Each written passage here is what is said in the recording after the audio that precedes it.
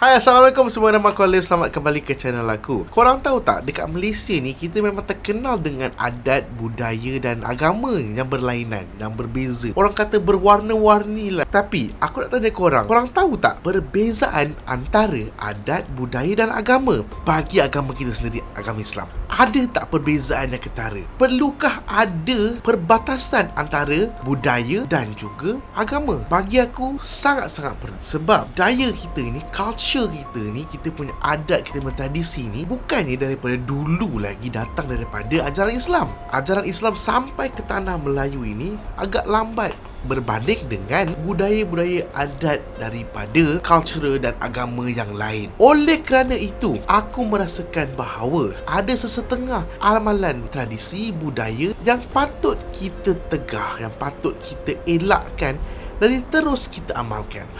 Pasal apa aku nak cakap ni? Aku nak bercakap pasal main puteri.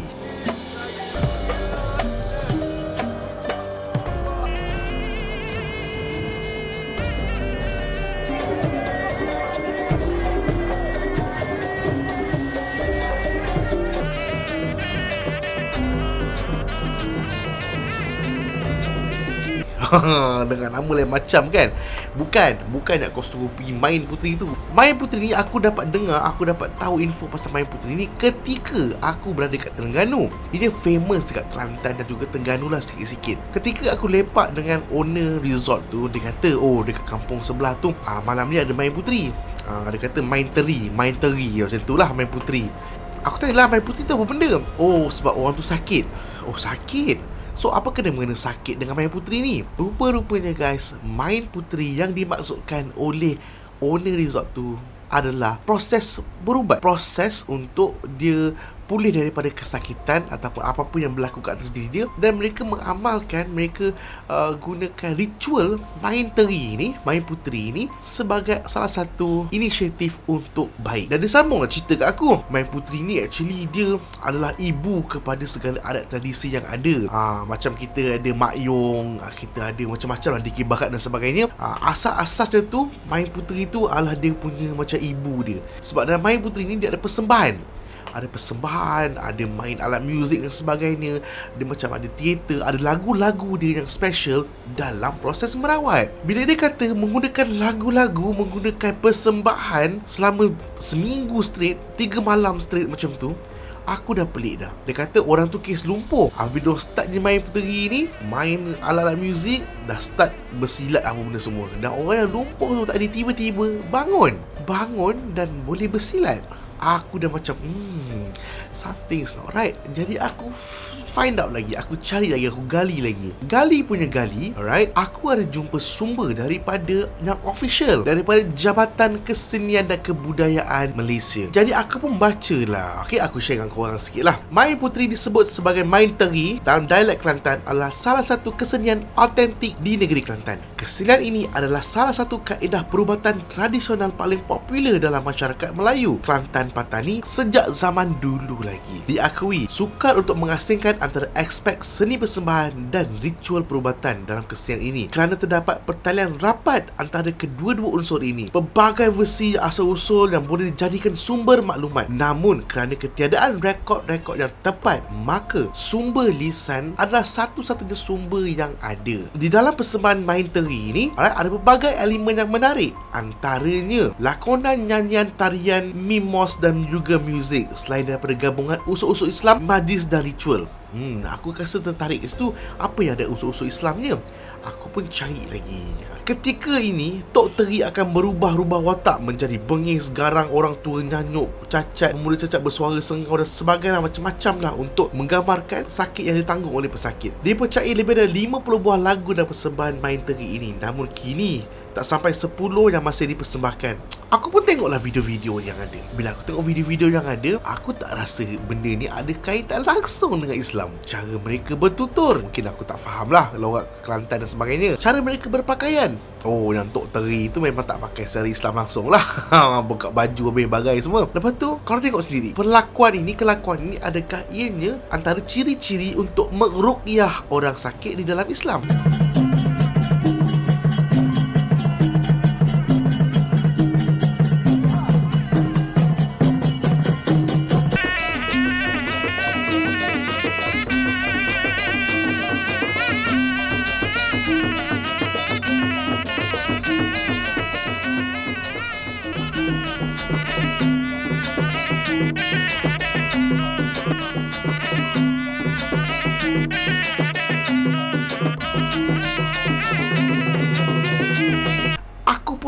berani nak cakap adakah ini benda yang betul atau benda-benda yang ditegar dalam agama kita. Di dalam satu artikel yang ditulis oleh aku tak tahu siapa ni, alright, daripada blog Kelantan Ori ni, dia pun menceritalah tentang perkara-perkara ini. Ada yang beranggapan main teri bermula daripada sejak zaman cucu Nabi lagi, iaitu Hasan dan Husain, dan perkataan teri itu dirujuk kepada puteri Nabi, Siti Fatimah. What? Bro, what are you talking about, man? Aku macam, gila babi claim ni kan. Aku carilah juga, ada ke lagu-lagu yang berkaitan dengan Hasan, Husain ataupun Fatimah dan sebagainya. Tak jumpa pun. Tak apa, sambunglah baca. Terdapat juga Tok Teri yang menghubungkan Mai Puteri dengan Puteri Saadong, seorang tokoh legenda dalam tradisi lisan rakyat Kelantan. Pandangan lain juga merujuk kepada kuih Puteri Mandi, kerana kuih itu disediakan sebelum upacara main teri dilangsungkan. Manakala pendapat yang lain juga menghubungkan main teri dengan hubungan jiwa dan rosa, iaitu tradisi perubatan memeterikan, iaitu menyatukan roh dan jiwa yang sakit. Dalam perubatan tradisi main teri terdapat gabungan antara unsur Islam dengan unsur magis dan ritual. This is something that you don't mix. Ritual, magic dengan Islam. Kalau yang kata benda ni boleh mix, boleh disatukan, sila nyatakan dalil. Selepas saja upacara baca kenduri yang sebutannya bacaan bercampur dengan antara ayat-ayat Al-Quran dengan jampi mantra. Stop it. Get some help. Dekat situ pun aku dah skeptikal dah, campur ayat Al-Quran dengan mantra. Tok Teri akan tampil di depan pemuzik dan pesakit yang akan diubati. Khalayak akan menyaksikan upacara menurun yang benar-benar terjadi di hadapan mereka. Pesakit akan diseru dan dibangkitkan angin dari dalamnya, dan angin sakit itu akan berpindah dari dalam Tok Teri yang bertindak sebagai pengantara. Tok Teri akan bersoal jawab dengan Tok Midok melalui soal jawab antara Tok Teri dan Tok Midok. Inilah rahsia penyakit yang dideritai oleh pesakit yang akan diketahui. Dia boleh claim bahawa apa yang nak cakap, bahawa macam apa yang dibuat semua itu adalah gabungan antara ayat Al-Quran dan mantra dan sebagainya. Tetapi bila aku cari tentang mantra-mantra ataupun lirik-lirik ataupun bait-bait apa yang diucapkan, tak ada pun. Aku jadi sangsi tau. Dan aku cuba untuk melihat lagi pelbagai jenis tradisi yang diamalkan di serata negara kita, yang ada unsur-unsur ataupun elemen-elemen menurun ini. Sebab mengikut Jabatan Fatwa Kebangsaan, apa-apa jenis perubatan yang ada unsur-unsur menurun itu adalah salah di sisi agama. Dan kemudian aku lihat dekat Johor ada permainan tradisional ataupun benda tradisi yang dipanggil kuda kepang pun sama. Apabila dah start dengan bergendang apa benda semua tu, orang yang tengah main kuda kepang tu boleh jadi tiba-tiba jadi lain, boleh lompat tinggi-tinggi. Aku pun nampak macam dahsyat lah benda ni. Dan rupa-rupanya bukan satu je, bukan dua je, tapi banyak lagi tradisi-tradisi yang diamalkan oleh orang dulu-dulu tu dekat negara kita ini yang actually bertentangan dengan ajaran Islam. Aku bukannya pakar, but when you look at this video ini yang aku tunjuk kat korang,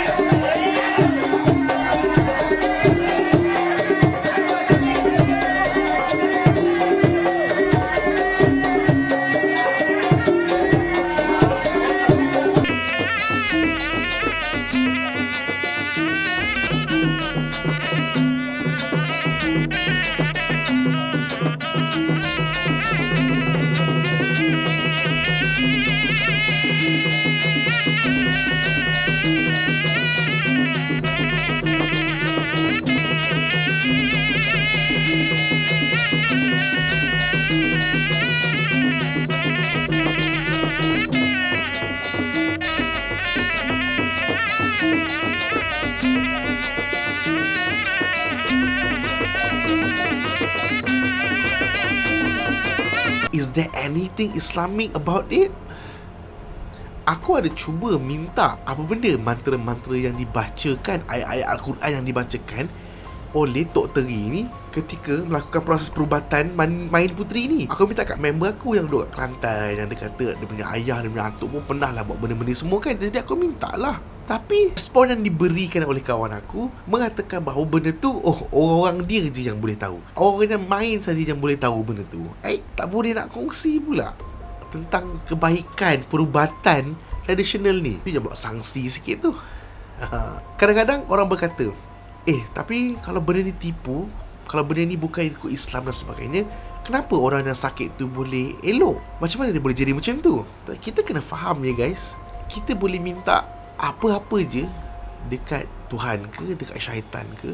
Kalau Tuhan izinkan, benda tu boleh jadi. Macam orang yang mengamalkan ilmu hitam dan sebagainya, Tuhan izinkan perbuatan itu. Tapi adakah Allah redai perbuatan itu? Adakah Allah memberkati atau meredai perbuatan itu? Walaupun Allah mengizinkan perkara itu berlaku. Aku harap sangat orang kat luar sana yang tahu lebih banyak tentang Main Puteri ini, kongsi dekat aku punya ruangan komen kat bawah.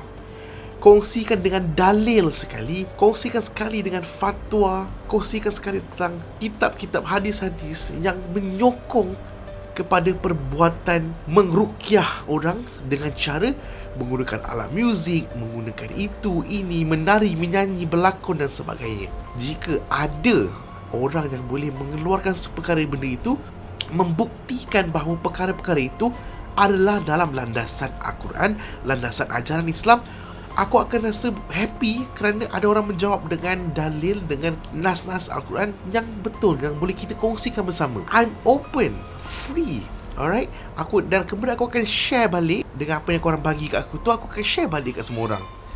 Aku nak tunjukkan dekat semua orang bahawa ada dalil di mana boleh kita meruqyah orang menggunakan alat muzik, boleh meruqyahkan orang dengan menyanyi, boleh meruqyahkan orang dengan persembahan dan sebagainya. Kalau korang suka video ni, please like the video, share the video, comment down below korang nak tengok video pasal apa lagi selepas ini. Dan nak sangkal video ini mengenai Main Puteri, sila lakukannya dengan fakta dan landasan yang betul, supaya kita sama-sama boleh belajar dan akan menjadi rakyat manusia yang lebih baik lagi untuk masa hadapan. Alright, thank you guys so much for watching. So you guys have my next video. Assalamualaikum warahmatullahi wabarakatuh. Bye bye guys.